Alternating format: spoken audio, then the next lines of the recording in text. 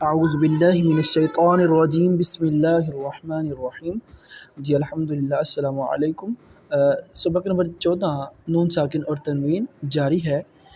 ادغام نون ساکن یعنی جزم والی نون یا تنوین یعنی دو زبر دو زیر دو پیش کے بعد حروف یرملون یا را میم لام واو نون یرملون میں سے کوئی حرف آ جائے تو ادغام ہوگا۔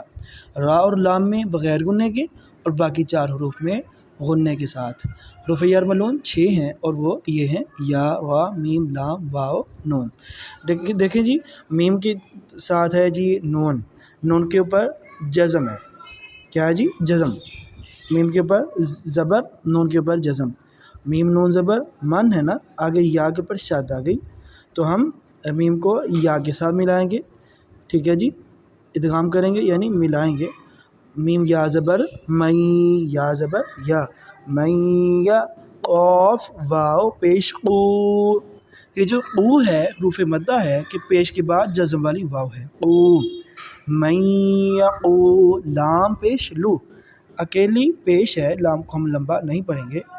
مئی یا قولو، آگے جی میم نون زیر من، آگے واو کے اوپر شد ہے جی تو ہم میم کو واو کے ساتھ ملائیں گے، میم واو زیر میو، واو زبر وا میو وا، را زبر وا میو وا را، قاف دیکھیں قاف کے بعد الف ہے، ٹھیک ہے جی، اور لام کے اوپر جزم ہے، الف خالی ہے تو ہم لام کے ساتھ ملائیں گے قاف کو، کیوں؟ قاف کے نیچے زیر ہے، زبر زیر یا پیش والے حرف کو جزم والے حرف کے ساتھ ملاتے ہیں یا آگے شاد والا ہو تو اس کے ساتھ ملاتے ہیں۔ قاف لام زیر قل میو ورا قل، جیم نون زبر جن نون زبر نا جن، تا زیر تی، دیکھیے جی نون کے اوپر شاد آ گئی تو اس نون پر ہم غنہ بھی کریں گے۔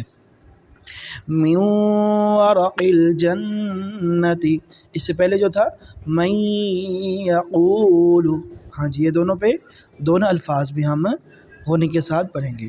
میم یا زیر می، ٹھیک ہے، میم کے بعد نون کے اوپر جزم ہے تو آگے یا کے اوپر شاد آ گئی تو ہم میم کو شد والے حرف سے ملائیں گے۔ ہم نے اس میں یہ معلوم کیا جانا کہ جزم والے حرف کے آگے اگر شاد والا حرف ہو تو جزم والے حرف کو چھوڑ کر شاد والے حرف کے ساتھ ملاتے ہیں زبر زیر یا پیش والے حرف کو۔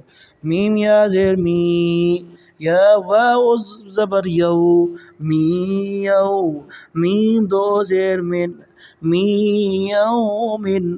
جی الحمدللہ آج کے لیے اتنا سبق کافی ہے۔ رب کائنات ہمارے گناہوں کو معاف فرمائے، پیارے انداز سے قرآن پاک سیکھنے کی توفیق بخشے۔